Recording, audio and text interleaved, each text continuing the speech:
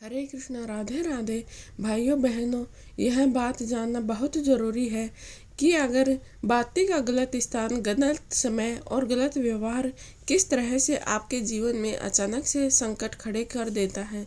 कई लोग कहते हैं कि सब कुछ ठीक चल रहा था, अचानक पैसा रुक गया, घर में कलह बढ़ गई, मन अशांत रहने लगा और कारण पूजा के बाद एक छोटी सी लापरवाही। किन जगहों पर हमें बाती रखना महापाप है और रात में छोटी हुई बाती का रहस्य क्या है? शनिवार को, अमावस्या और एकादशी को बाती करने के क्या नियम है? बाती और पितृदोष का कौन सा संबंध है? संतों की कौन सी चेतावनी है? माता लक्ष्मी की प्राप्त करने के लिए, कृपा को प्राप्त करने के लिए हमें कौन से उपाय करने चाहिए? आज के यह सब बातें इस वीडियो में जानेंगे।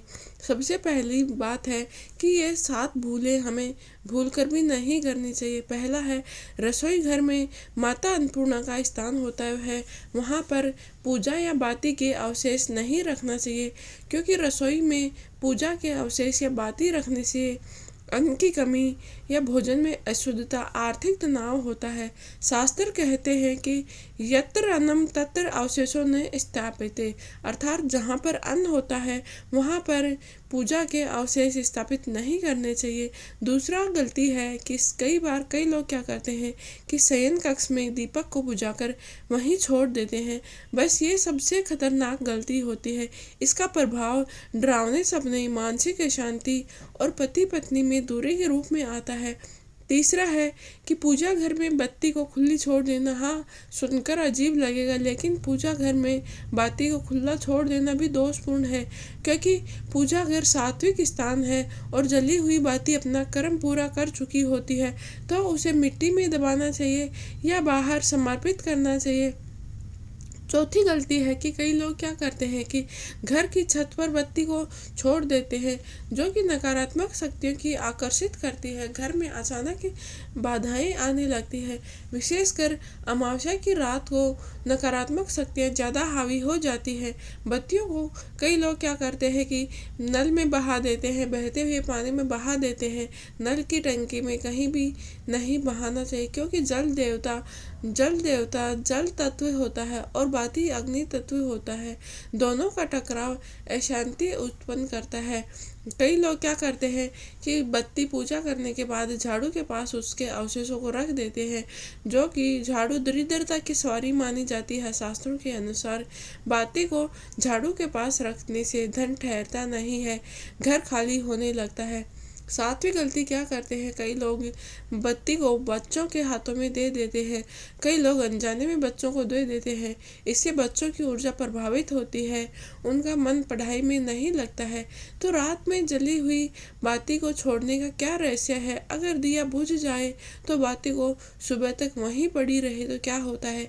तंत्र शास्त्र कहता है, रात्रो अवशेषो तामसी भवती, अर्थात रात में छोड़ी गई बत्ती की ऊर्जा तामसिक ऊर्जा पकड़ लेती है।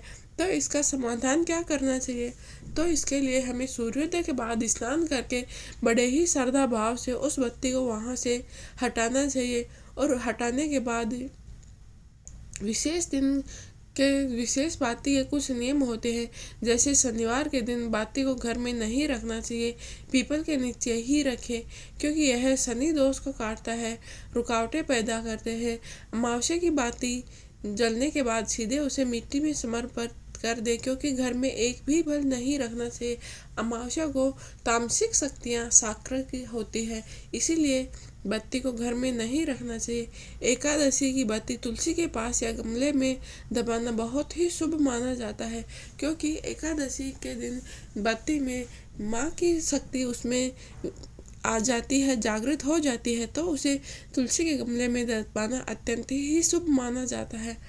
पितृ और बाती का भी गहरा संबंध है, यह बात बहुत ही कम लोग जानते हैं।